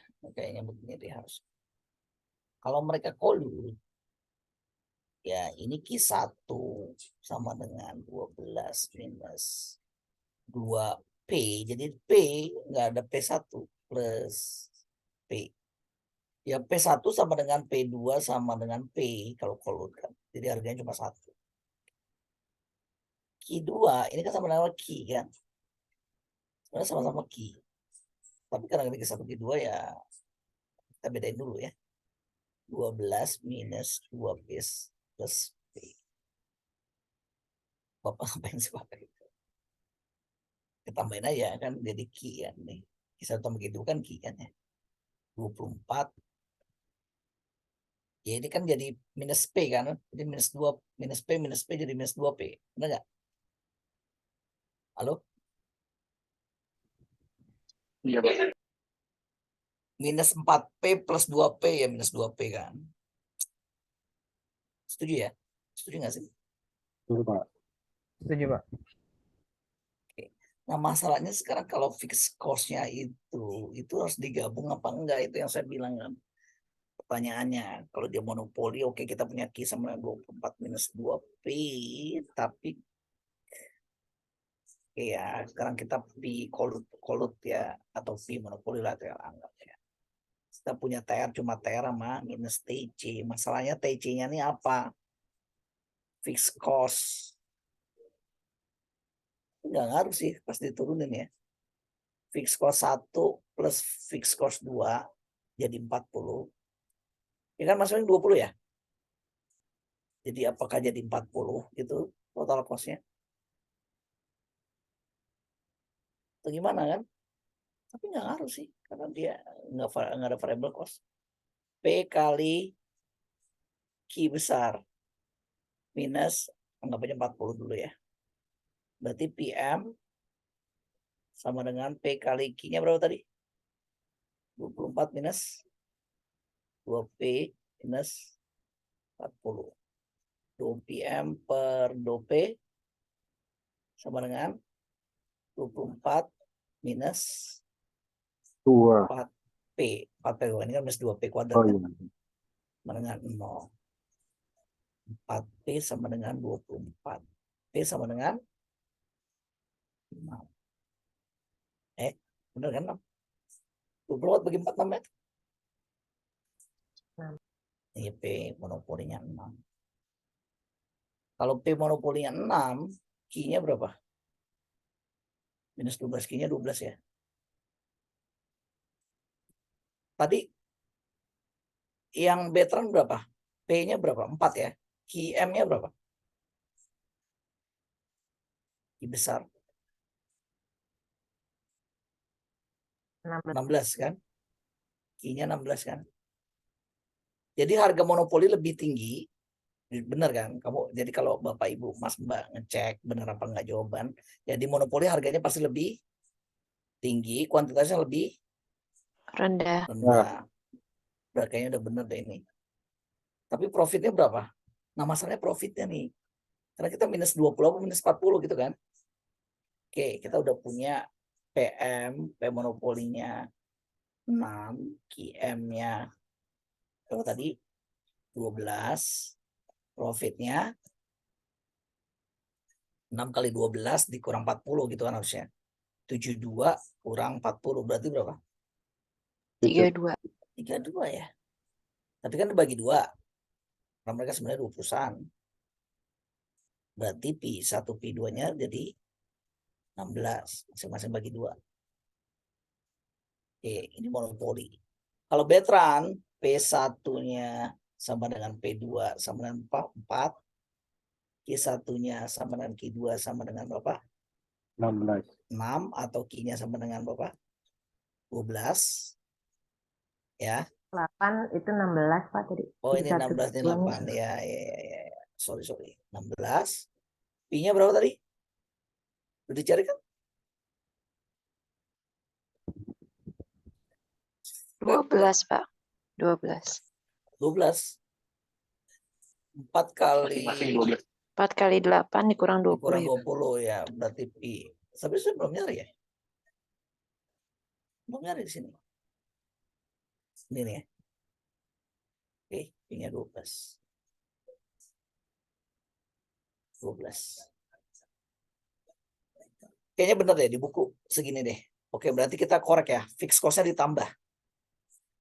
Jangan lupa kalau mereka call you, fixed cost-nya ditambah. Cuma masalahnya kalau marginal cost-nya ditambah apa enggak. Nah itu dia tuh. Saya tuh kadang-kadang bingung. TC. Jadi total cost monopoli ini harus remind ya. Ini remind maksudnya. Pakai tanda seru. TC monopoli itu apa? TC1 plus TC2 aja. Atau fixed cost-nya aja yang ditambah atau gimana gitu loh. Ini jadi pertanyaan sih. Jadi kalau kita punya total cost firm 1 harus ditambahin total cost firm 2 enggak. Tapi kan marginal cost kan Q ya. Q1, Q2 terus jadi Q gimana? Atau cuma fixed cost-nya doang. Oke, kayaknya di buku. Ya nggak tahu saya. Kalau ini untuk kasus. Kalau ini udah pasti ya. Untuk kasus di mana marginal cost-nya 0. Oke. Ini udah pasti dibagi, ditambahin fixed cost-nya. Tapi kalau marginal cost-nya nggak 0 gimana? Misalnya marginal cost-nya ada masing-masing positif.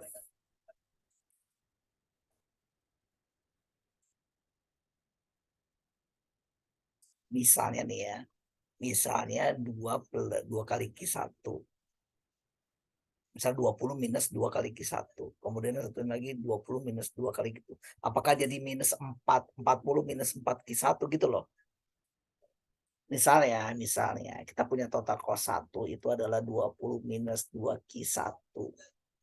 TC2 kita punya 20 minus 2 Q2. Kemudian total cost monopolinya dia apa? Apakah ditambah jadi 40 minus 4 Q1? 4 Q. Gitu TC monopolinya. Pertanyaan saya nih. Karena kok aneh jadi 4. Apa tetap 2 atau gimana?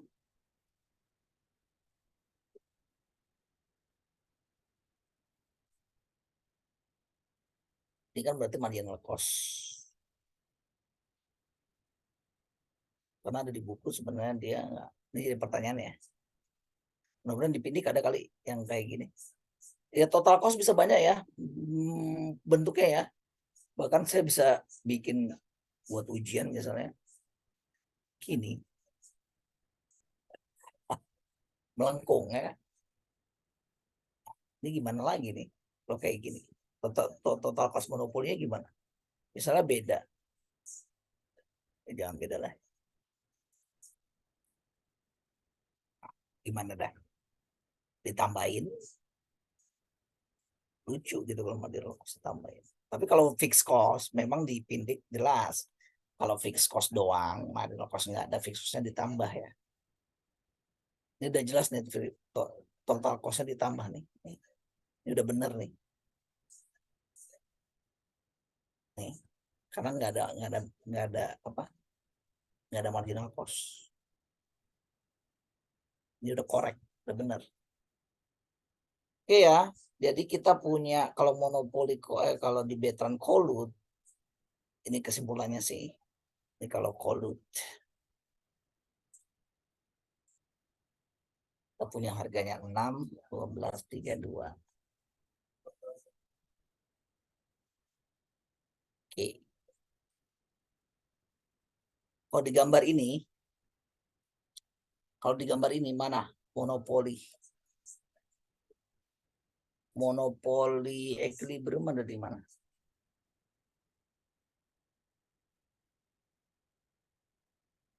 P-nya berapa tadi? Saudari, P-nya berapa tadi? 6. P-nya 6. 6. Berarti dia ya kalau di Korno dia lebih kecil karena Q. Tapi kalau di sini kan P-nya lebih banyak ya 6 ya.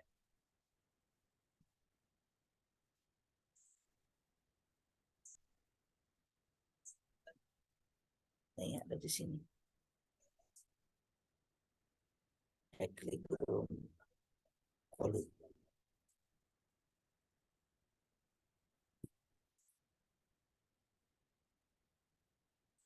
Best responnya bentuknya gimana? 24 minus berapa tadi? 24 berapa? Diturunin.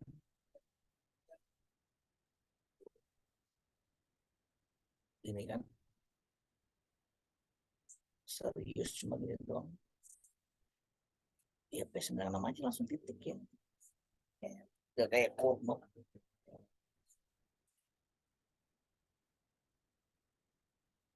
Ya sama dengan nama aja. Ada pertanyaan nggak?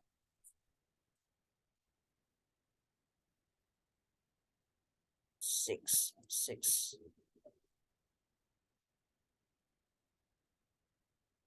Iya, pertanyaan saya adalah apakah keseimbangan monopoli ini ya ini question ya. This is my question. Jadi pertanyaan saya adalah bentuk total cost monopolinya gimana? Benar nggak sih kayak gitu? Ditambahin semua bagaimana? Oke, pertanyaan saya, apakah keseimbangan kolusi bisa dipertahankan?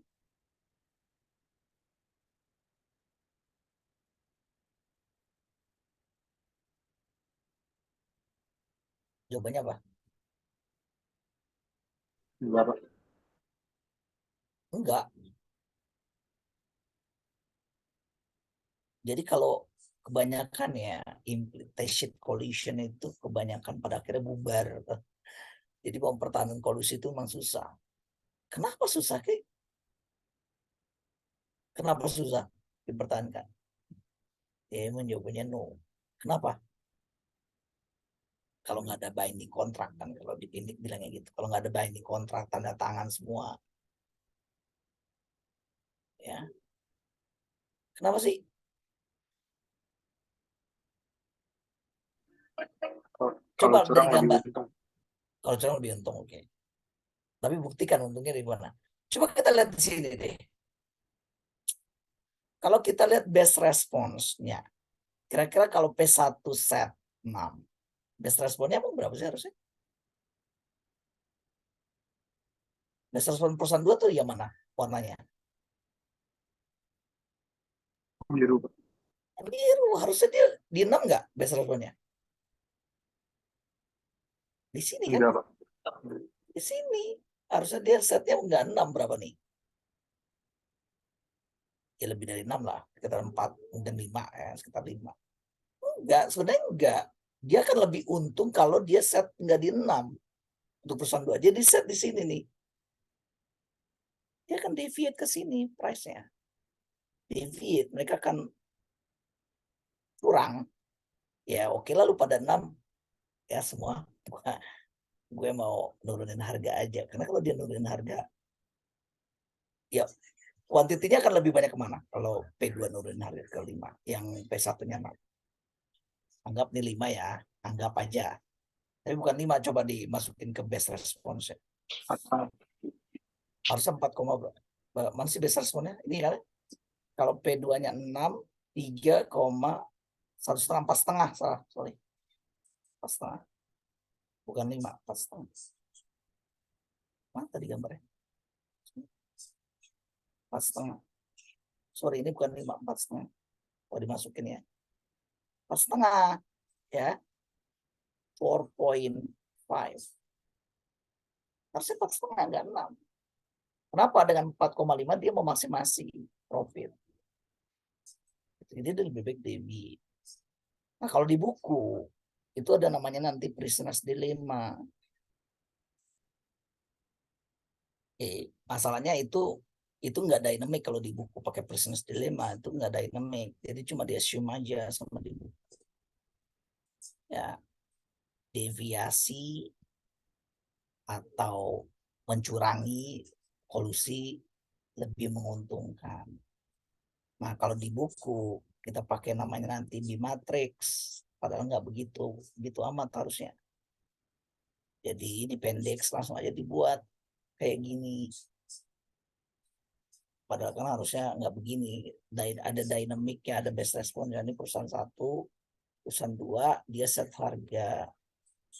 Wait. Saya lihat. Dia set harga. Oh, aduh, yang ini dong. Gimana ya? 4/6. Oke. 4/6. Jadi dia langsung aja nih, dia charge 4, satunya lagi dia charge $6. Jadi charge 4, ini charge $6. Kalau dua-duanya monopoli kolut, mereka yakin banget kolut, ya kan? Mereka maksudnya binding dengan kolut.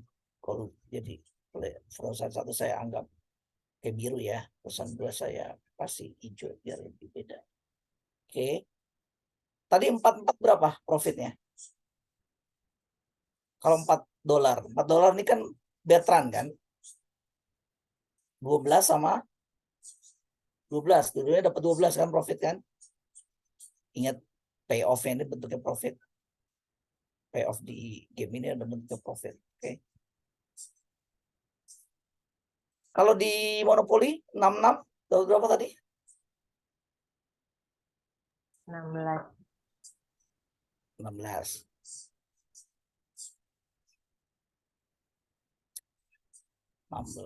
Ya 16 yang benar. Oke. Nah, pertanyaannya, kalau yang perusahaan 1 set 6 nih, perusahaan 2 set 4. Nah, ini belum dicari kan nih. Padahal kan nggak gitu. Kalau dia set 6 sebenarnya dia optimalnya bukan 4 loh. Sebenarnya Tapi kan di buku ya simplifikasi aja. Sebenarnya bukan 4. Berapa harusnya? 4,5. 4,5 harusnya. Bukan 4, tapi 4,5. Tapi di buku udahlah, kita anggap biar kita punya 2 contoh, Bertrand Equilibrium sama Monopoly, pada akhirnya dibuatnya kayak begini. Tapi please remind yourself, ini sebenarnya bukan 4, masih ini bukan the best response 4 gitu loh. Ketika dia 6 perusahaan 1, perusahaan 2 itu enggak 4, sebenarnya 4,5, tapi di sini 4 lah. Oke. Nah, kalau 4 sama 6 itu di buku profitnya, jadi ikutin buku aja ya. Saya nggak ngitung ya, coba dihitung ya. Kalau pengen, kalau apa ya, penasaran, hitung aja kalau di 46. Jadi 4 sama 20 langsung drop. Perusahaan satunya profitnya langsung drop. Jadi dia cuma dapat 4, perusahaan 2 yang $4 dapat 20. Oh. Ingat ya, yang hijau itu profit buat perusahaan 2, yang biru itu adalah profit buat perusahaan 1. Oke. Confusing nggak sih? Nggak ada yang nanya juga sih. Ini adalah, kalau sekarang yang ini gimana? Perusahaan satunya yang 4, perusahaan 2-nya yang 6. Berarti yang lebih untung siapa? Yang 20 yang ini, perusahaan 1. Perusahaan 2 cuma dapat 4. Balik.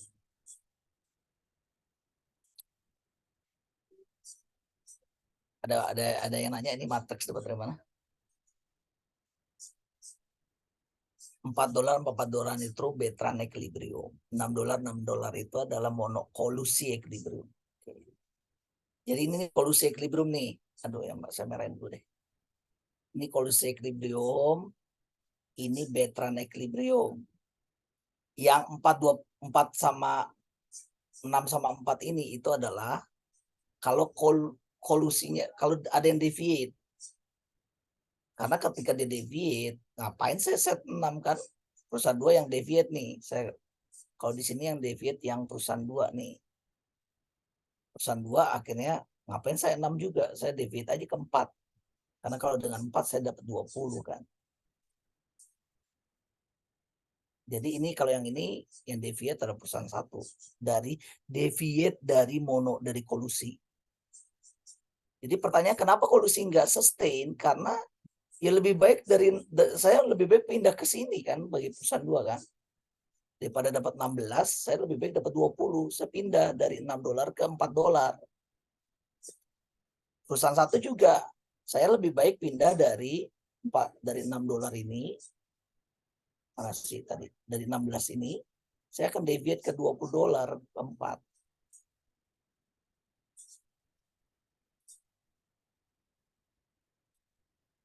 Pusing ya?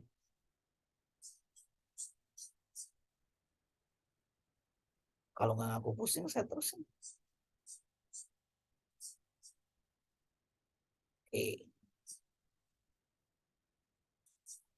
Saya buat lebih. Kita punya perusahaan 1. Kan harganya $4, $6. Perusahaan 2. Saya harga $4, $6. Kalau dua-duanya 6, dapatnya 16. Perusahaan 2 dapat 16. Perusahaan 1 dapat 16. Kalau mereka collude. Kalau mereka $4, perusahaan 1 dapat $12. Dia dapat, perusahaan 2 akan dapat $12. Oke. Tetapi kalau ternyata perusahaan 1 tetap di $6. Ini kan perusahaan 1 kalau di sini nih, equilibrium ini. Equilibrium yang mana? Ini outcome ini terjadi kalau apa sih? Kenapa sih? Outcome yang merah ini. Perusahaan 1 set berapa harganya? Yang merah itu. Perusahaan 1 $6, tapi perusahaan 2 $4 nih. Equilibrium yang ini yang merah kan. Perusahaan 1 $6, tetap oke saya collude sama kamu $6, saya set $6. Tapi perusahaan 2-nya yang saya mah curang aja dari kolusi. Kenapa? Karena kalau yang terjadi $6 dia set $4, dia lebih rendah harganya. Kuantitinya akan lebih banyak untuk I2 kan. Profitnya juga lebih besar. Ternyata kalau dihitung-hitung dia akan jadi 4. Kasihan nggak sih dari 16 jadi 4? Sedangkan dia dapat 20. Kenapa? Pertanyaan kenapa dia deviate dari kolusi? Ya iya, kalau kolusi dia 16, kalau dia deviate dia dapat 20 perusahaan 2. Dia lebih baik deviate. Jadi nggak sustain sebenarnya kolusi itu. Nggak bisa disustain. Ada deviasi. Berbuat curang itu ada gains-nya. Ada insentif untuk berbuat curang. Sama. Lah, kan gitu juga Pak untuk perusahaan 2. Perusahaan 1. Iya, karena kalau perusahaan, sekarang saya nanya ini. Ini. Yang lingkaran hitam tuh kalau perusahaan 2 berapa, perusahaan 1 berapa? Perusahaan 2-nya set 6, perusahaan 1-nya set 4. Jadi yang deviate siapa? Dari monopoli. Yang deviate siapa? Perusahaan 1. Perusahaan 1. Karena sekarang perusahaan 1 kan set 4 dia dapat 20. Sedangkan perusahaan 2 akan dapat 4. Loh, 16. Aduh, jangan ini. Biru pakai biru ya. 16. Nih. Sama 20 gedean 20. Jadi lebih baik di deviate ke 20. Ya, ini perusahaan 1 deviate.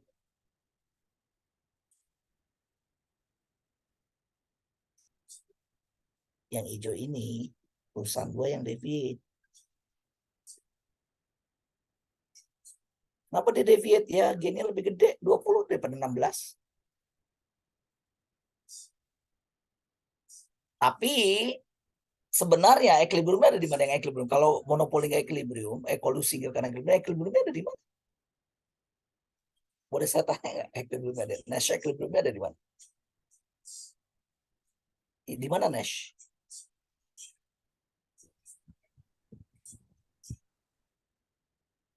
Di 44 ya Pak. Harganya. Oh, ini Nash equilibriumnya. Ini adalah Nash equilibriumnya kan, kita udah tahu bahwa ini Nash equilibrium kan. Petranya ada di sini. Pak, carinya gimana sih Nash equilibrium? Kita pakai namanya underscore. Ya, Nash equilibrium ada di situ. Ini bukan not equilibrium, not Nash. Oke. Jadi kolusi itu bukan not Nash. Kenapa? Ya karena dia labil. Ada kecenderungan untuk tidak komit di kolusi.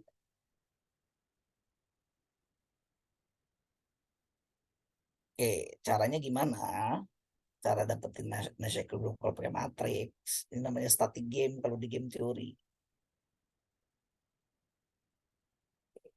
Kita punya 1, 4, 6, 2, 4, 6. Kita punya di sini 12, di sini 4, di sini 20, di sini 16. Sedangkan untuk perusahaan 1 kita dapat di sini 12, di sini 4, di sini 20, di sini 16. Ya kan? Oke, cara dapetin Nash equilibrium gimana? Kita pakai namanya underscore. Jadi kalau untuk perusahaan 1 kita cari best responnya. Kalau perusahaan 2, 4, perusahaan 1 lebih baik ke set 4 atau set 6. Kalau perusahaan 2-nya 4.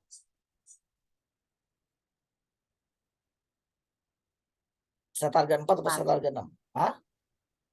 4. 12. Karena dapat 12 lebih tinggi kan daripada 4 kan? Ya. Iya kan? Makanya ini di underscore 12. Berarti kalau perusahaan 24 dia akan set 4 juga karena lebih tinggi 12. Kalau perusahaan 26 16 atau 20? Set 6 atau set 4? Set 4 juga.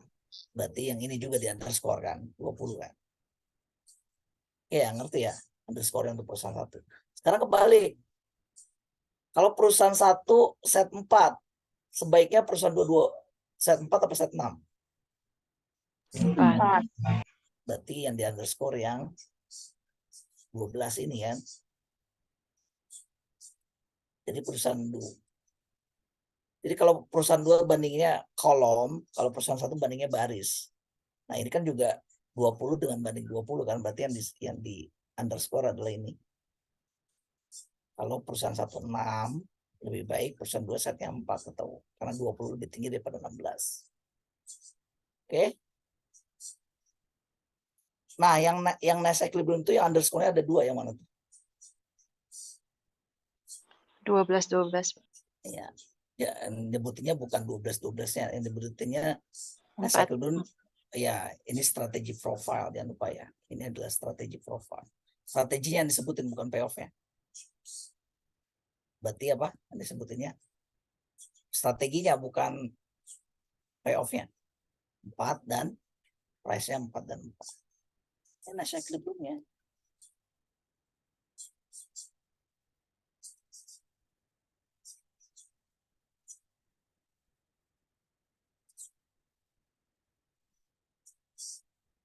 Ada pertanyaan? Kalau di buku itu Pindik dia ngomongin prisoner's dilemma, jadi ini benar. Jadi sebenarnya set 4 itu artinya apa yang disebut dengan dominan strategi. Apapun yang dilakukan oleh perusahaan lain, setting 4 itu selalu memberikan payoff lebih tinggi. Gitu. Ini 12 nih, bayangin, ini 12, ini 20, ini 4, ini 16. Ya set 4 itu selalu lebih tinggi kan, 12 lebih tinggi dari 4. 20 lebih tinggi daripada 16. Sama juga perusahaan 2 juga punya dominan strategi ya Pak. 12 ini 4 lebih tinggi daripada 4 ini, 20 lebih tinggi daripada ini 16. Jadi dominan strateginya itu adalah setting 4. Ini juga dominan strateginya setting 4. Kolusi, sedangkan kolusi yang ini tidak sustain.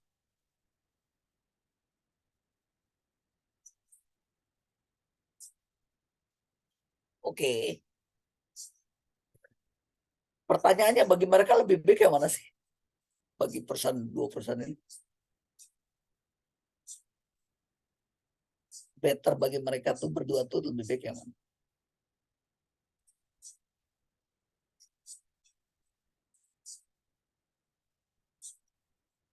Oke deh. Saya nyoba karena ada prisoners dilemma, harus dikasih tahu prisoners dilemma ya. Jadi ada yang disebut dengan prisoners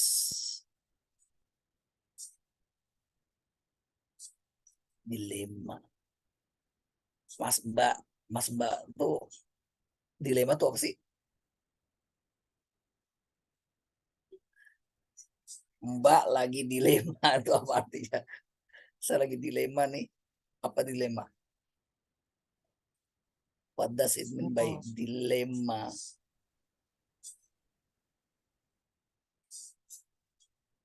Dilema tuh apa sih?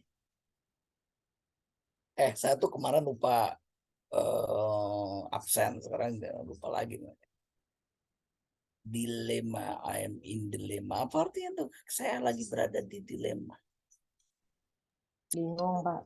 Bingung. Bingung sama dilema kan beda, bingung sama dilema. Jadi gini, prisoners dilemma itu ada dua orang kriminal ya, bukan kriminal sih. Mereka ditangkap nih sama polisi. Oke, ada kriminal 1, ada kriminal 2. Nah, satunya harusnya biru lah ya. Ada kriminal 1, ada kriminal 2.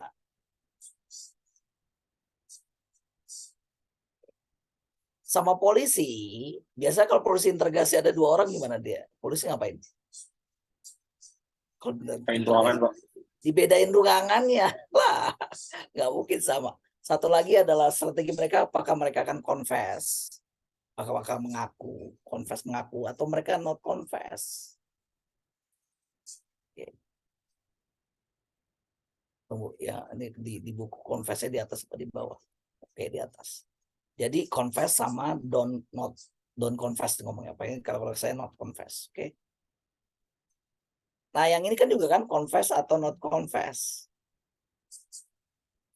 Kalau mereka dua-duanya confess, mereka akan di penjara 5 tahun. Jadi kata bukunya 5 tahun nih, jadi ini -5 nih. Dua-duanya kena penjara 5 tahun. Tapi kalau dua-duanya not confess, Ya nggak not confess kan berarti kan benar kan, mereka dengan nggak emang nggak berbuat, polisi nggak punya bukti, ya kan? Ya dong, polisi nggak punya bukti. Kalau polisi nggak punya bukti, jadi mereka cuma dia tetap di penjara sih sama polisinya, aneh juga sih. Mereka hanya di penjara. Minus itu berarti negatif ya. Mereka di penjara 2 tahun aja. Oke, kalau ternyata pemain 2 confess nih, pemain 1 not confess, oke. Pemain 2 atau kriminal 2 itu tidak, dia confess. Kriminal satunya not confess. Kira-kira yang dihukum lebih berat yang mana? Not confess. Kalau Mas Mbak polisi, ada yang confess, ada yang nggak confess, dihukum yang lebih berat yang mana? Yang ngaku apa yang nggak ngaku? Yang nggak ngaku, Pak. Ya nggak ngaku lah, orang teman kamu udah ngaku, teman kamu udah ngaku, kamu nggak ngaku gimana? Kamu di penjara 10 tahun di sini di buku. Sedangkan yang confess hanya di penjara berapa? -1 kayaknya. Iya dong, teman kamu udah confess, kamu nggak confess, ya kan? Ingat ya, biru itu buat player 1, yang hijau itu buat player 2 payoff-nya. Nah, ini juga kebalik. Kalau di sini yang confess itu player 1 berarti dapat -1, sedangkan player 2 dapat -10 karena kamu nggak not confess. Oke. Coba cari nasa equilibriumnya ada di mana. Kalau saya sih langsung aja -5 sama -10 lebih kecil, lebih gede yang mana? Nih. Jadi ini di underscore ya kan. Ini tadi -1 -2 lebih besar yang mana? Minus loh ya ini. -1. -1 berarti di underscore-nya -1. Jadi kalau yang biru itu bandinginnya baris. Ini dibanding ini dibandingkan ini. Kalau player 2 itu kolom. Ini dibandingkan sama ini. Kira-kira yang mana? Yang di underscore. Confess atau not confess player 2? -5 atau -10? Confess, -5. Ini -1 atau -2? -1. Yang mana yang nasa equilibrium? Yang underscore-nya ada 2. Yang mana? Confess. Bersama confess. Confess. Finally, dua-duanya akan confess. Confess dan confess ini adalah nasa equilibrium. Jadi nasa equilibriumnya itu adalah C dan C. Terus dilemanya di mana? Namanya Pearson's dilemma. Dilemanya di mana? I am in dilemma. Dilemanya di mana? Better bagi mereka berdua sebenarnya harus ya. Tidak ngaku dulunya, Pak. Tidak ngaku dua-duanya, mereka harus seperginya ke sini kan? Ini lebih tinggi loh payoff ya di sini. Dihukumnya cuma 2 tahun masing-masing. Dibandingkan di sini nih 5 tahun loh. Ya enggak?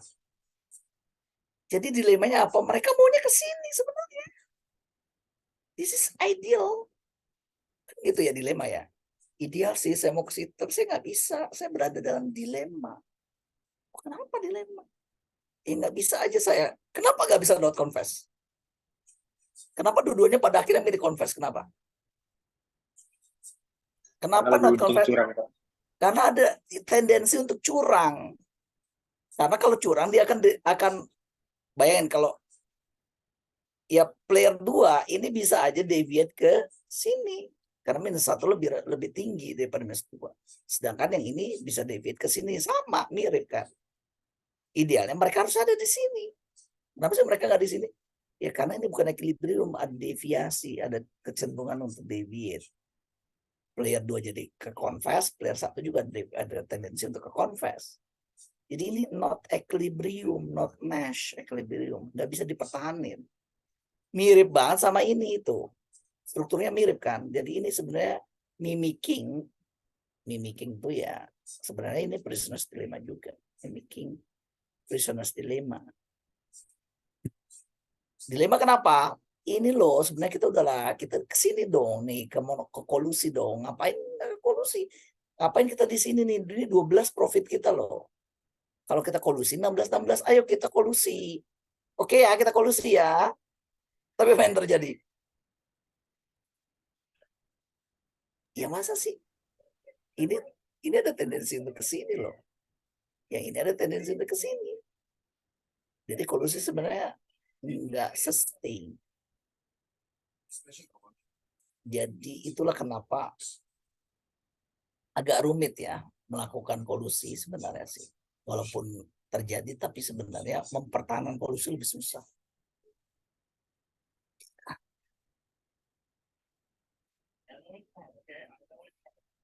Ada pertanyaan? Saya mungkin bimbang Pak. Ya itu dilemanya ya.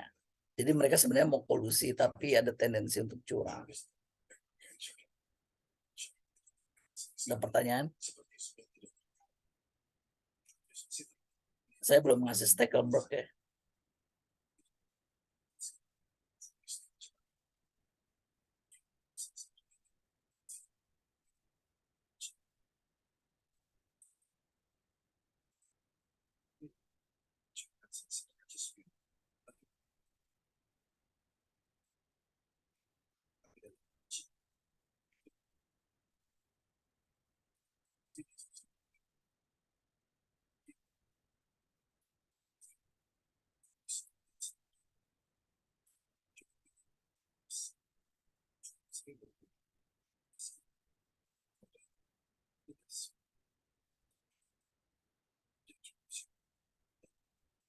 Ya itu kenapa kartel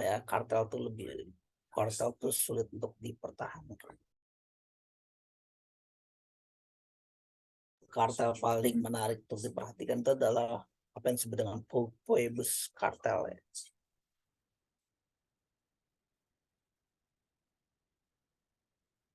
Ya Phoebus kartel itu kartel perusahaan lampu ya.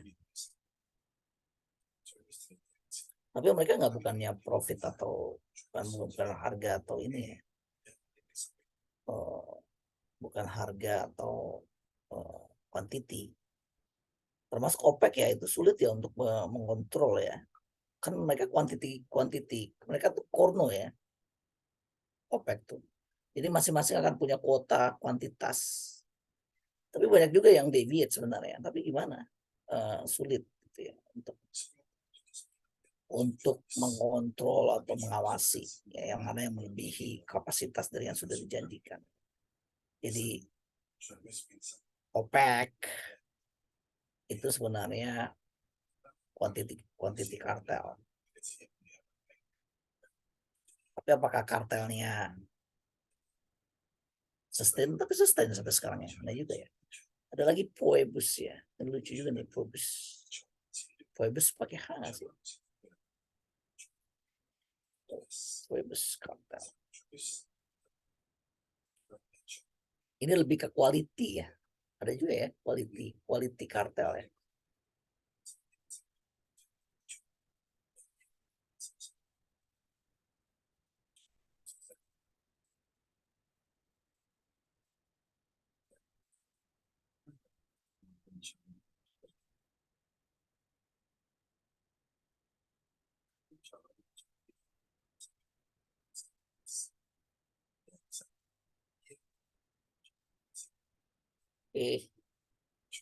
Ada pertanyaan? Phoebus kartel itu quality kartel ya. Perusahaan lampu. Bacanya dicari aja di Google. Jadi lampu itu dulu ya lampu. Jadi lampu tuh sebenarnya dibuat untuk pada akhirnya untuk rentan rusak. Karena kalau lampu itu dengan kualitas terbaik gitu ya, itu enggak rusak-rusak. Perusahaannya rugi karena konsumen nggak beli lagi. Itu ada namanya apa ya, lupa saya. sengaja merendahkan kualitas tuh ada tuh perusahaan tuh. Jadi bikin produk tuh jangan super. Karena kalau super ya gimana tiap tahun mereka bisa beli lagi kan, mereka produksi lagi kalau semuanya lampunya masih nyala. Jadi mereka pada akhirnya ada quality kartel, mereka memutuskan untuk menurunkan kualitas.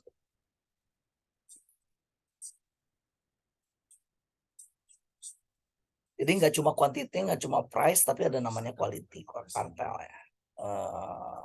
Kan ini cocok ya nanti buat policy brief ya, tugas policy brief ya. Tapi lebih baik kalau policy brief itu kasusnya Indonesia. Ya mungkin nanti mau meneliti tentang semen atau tentang bank, tapi bank kan nggak masuk KPPU ya. Tentang minyak sawit, perusahaan minyak sawit kali, perusahaan minyak goreng kali, silakan aja. Atau nanti mau bikin yang pakai failure, mau bikin yang tentang konsumen, silakan aja. Mungkin GoTo sama Grab sama Gojek. Oke, ada pertanyaan? Pak, kalau yang quantity kartel OPEC itu termasuk contoh Hornet Pak ya? Atau Saya duganya mereka kok Korno sih. Karena memang mainnya quantity. Mereka tuh punya tiap tahun tuh ada ini ya, ada pembagian alokasi produksi ya. Jadi Indonesia dulu, kalau Indonesia berapa barel, Arab Saudi berapa barel, ya kan, Venezuela berapa barel. Gitu. Jadi mereka janjian untuk tidak ya biar kalau Q-nya terbatas kan P-nya juga naik kan.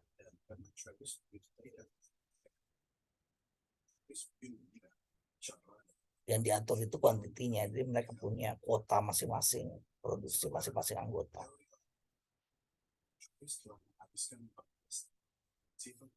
Kalau price sebenarnya banyak, tapi kan udah ada KPPU ya.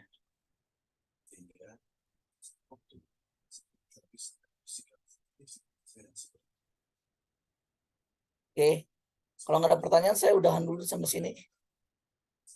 Mungkin saya simpan dulu itu Stekelberg ya, buat pertemuan offline. Kita nggak pernah offline ya. Selasa ini mungkin ya.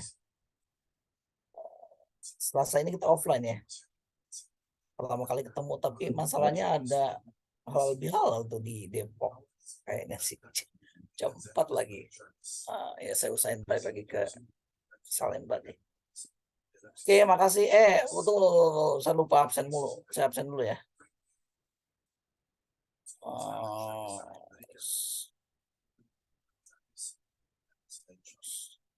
Kenapa ini? Traveloka.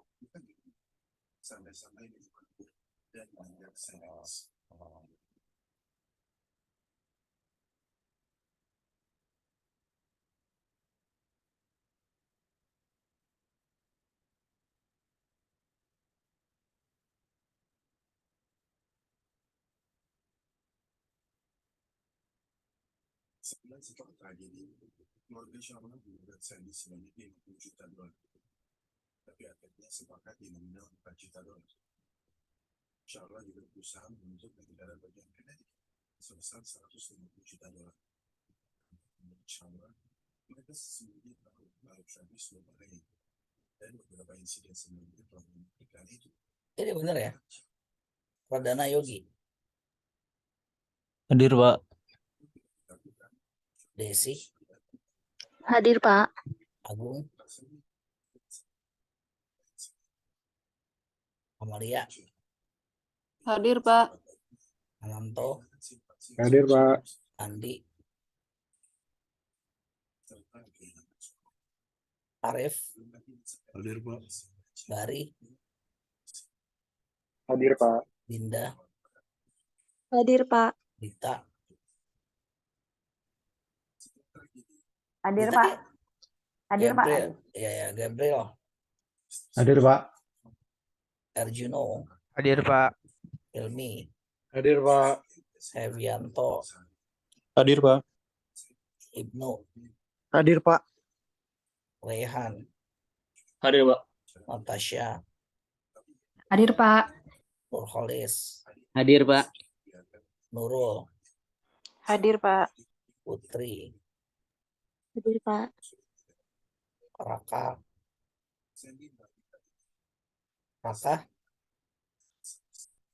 Ray, Hadir, Pak. Riza, Hadir, Pak. Rofi, Hadir, Pak. Sekar, Hadir, Pak. Surya. Hadir, Pak. 1, 2, 3 nggak masuk, 26 harusnya 27. Ini kayaknya ada yang belum absen nih berarti. Iya nggak sih? Harusnya sih, kok jadi 24 sekarang? Bener ya, Raka nggak hadir, Agung nggak hadir, Andi nggak hadir. Oke. Terima kasih semua, ketemu lagi Selasa. Terima kasih, Pak. Oke, baik, Pak. Terima kasih. Salam. Terima kasih, Pak.